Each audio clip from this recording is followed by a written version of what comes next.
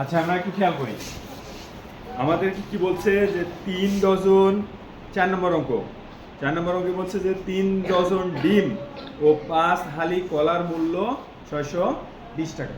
দোকানদারের কাছে গেছে, যাওয়ার পর 3 ডজন ডিম কিনেছে আর 5 হালি কলা কিনেছে, কিনে বলেছে দোকানদার তোমার কাছে চাইছে কত টাকা? কত টাকা চাইছে? 620 টাকা। এবার বলছে 1 ডজন ডিমের মূল্য 140 টাকা। 1 ডজন ডিমের মূল্য কয় টাকা? 140 টাকা। তাহলে আমরা লিখে ফেলি যে 1 ডজন ডিমের মূল্য কত টাকা? 140 টাকা। তাহলে কিনেছো কয় ডজন?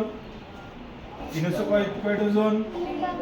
3 ডজন ডিমের মূল্য হবে কত? গুণ করলে কত? 3 ডজন ডিমের মূল্য কি করব?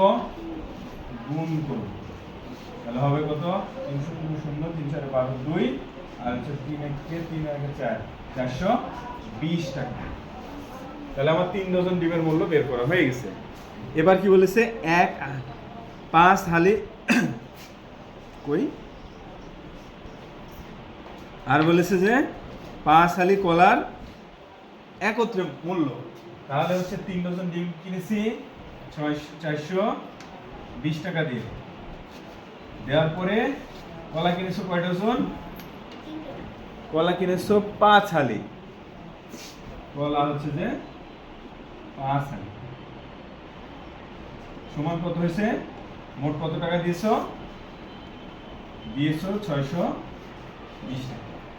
এবার আমরা এই অঙ্কটা এভাবে শিখছি না, যে কলা গুণ 5 সমান 620 বিয়োগ 420। কারণ কি আমরা দেখছি যে এই পাশে যোগের থেকে ও পাশে গেলে কিসের হয়? বিয়োগের।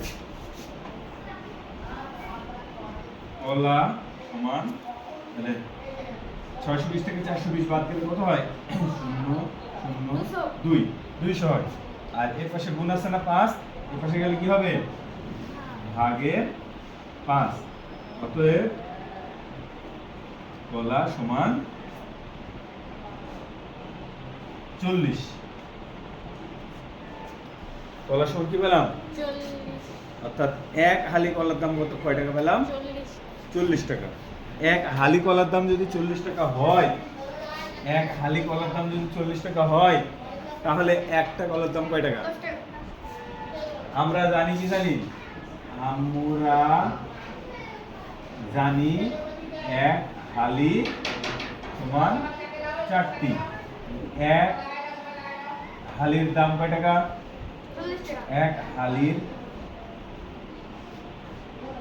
দাম 40 টাকা। অতএব 1টির দাম কি করব? 40 ভাগ 4 হচ্ছে 10। বুঝা গেছে? বুঝা গেছে কি?